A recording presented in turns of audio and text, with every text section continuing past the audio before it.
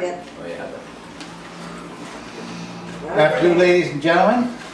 I'd like to welcome you to number 3 in a series of Tea and Tales. This is an event where we invite local individuals to give us a bit of perspective on some of our history in the valley and current events and things that are leading to current events. Our guest today is Hugh Naylor, and Hugh Naylor is very happy that he's retired. That was his foremost attribute, he said today. However, he was a geologist, and he was a mill worker when he first came to Pemberton in the 60s. He actually was a farmer for quite a long time, and Naylor strawberries were famous from the whole lower mainland into the interior until I think his fame was too much for him, so he withdrew from it. So that's what you said, yes. Yes. You mentioned school bus driver. In between, he growing strawberries and his other pursuits. He was a school bus driver for school district number 48 for quite a long time.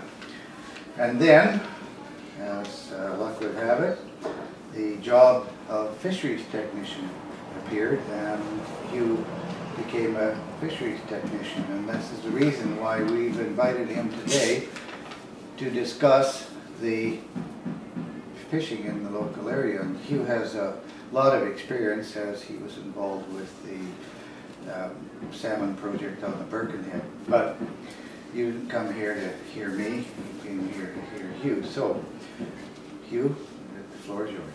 Okay, thanks, George. Yeah, well, I'm glad that you sort of mentioned the historical perspective, because that's the way I'd like to treat it, sort of a personal record, my involvement in the historical, and perhaps starting out a little before I was involved, like the Ice Age, for example. 3 or 4 years. So what I'll, yeah, that was even before David. So what I'll do is I'm just going to go through this kind of chronologically, and as I say, I start with the Ice Age. That won't take very long. We weren't here. About 12,000 years ago, there was a whole lot of ice scooped out this lovely valley of ours, and it left a river system behind. And by the time the ice was time to leave, then the other things started to happen. The First Nations people moved in, the salmon moved in, the fish runs became established. And so we'll just fast forward right from there to about 1906. So we'll just forget about those 10,000 years or so. Sockeye hatchery was instigated, and it ran for almost 30 years to 1933. And that was located just across the Birkenhead, on the other side of the Birkenhead River from the current Owl Creek campsite, which most of you have probably been down here. And that hatchery was established to improve the run of sockeye. Sockeye have this dominant cycle, which most of you probably have heard of. Every 4 years, there's a big bump in the population. And biologists to this day really don't know why that happens, but they thought that there's no reason why the 3 runs in between the dominant one shouldn't also be as plentiful as the dominant run. And it's quite a variation. It can be 300,000 fish for the dominant run and down to 20 or 30,000 for the weaker run. So the idea of the hatchery was so we would have a constant 300,000 run years of sockeye. And so they established the hatchery, and that was a totally self-contained hatchery. As George has pointed out to me before, I thought that they immobilized from Vancouver and came up the Douglas Trail and that route, but apparently they came around the Lillooet Way and down Anderson Lake, and it was whatever it was it was about a 6-week trip, and obviously you couldn't be running back in Vancouver for every time you needed something. So they had a fully established community, including gardens, orchards, shops, residences, the whole works, for I think a population of 20 or 30 people there.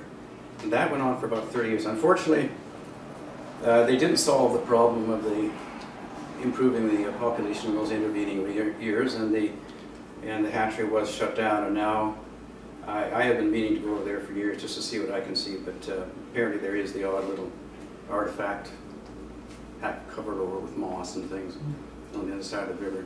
It would be possible to find some things there. There's some old archival pictures that I got from years ago. The picture on the left is actually a weir that they would use to trap the sockeye.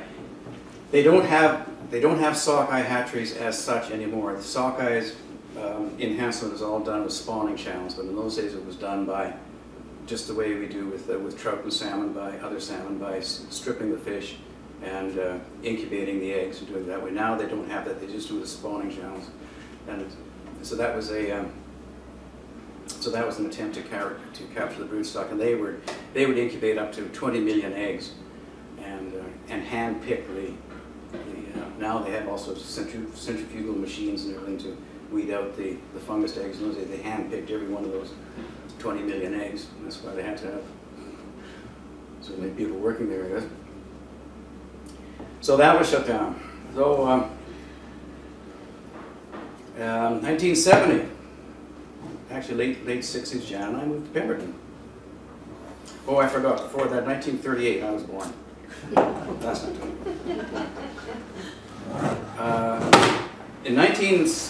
In the late 1970s, the federal government, Department of Fisheries and Oceans, established this they call the Salmon Enhancement Program, which I'm sure you've heard of in the past.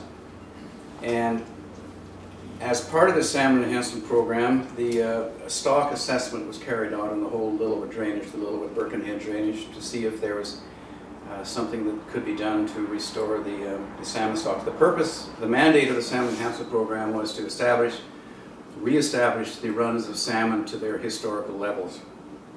That was a very, very ambitious project, and really it hasn't met it hasn't really achieved what it set out to for all sorts of reasons.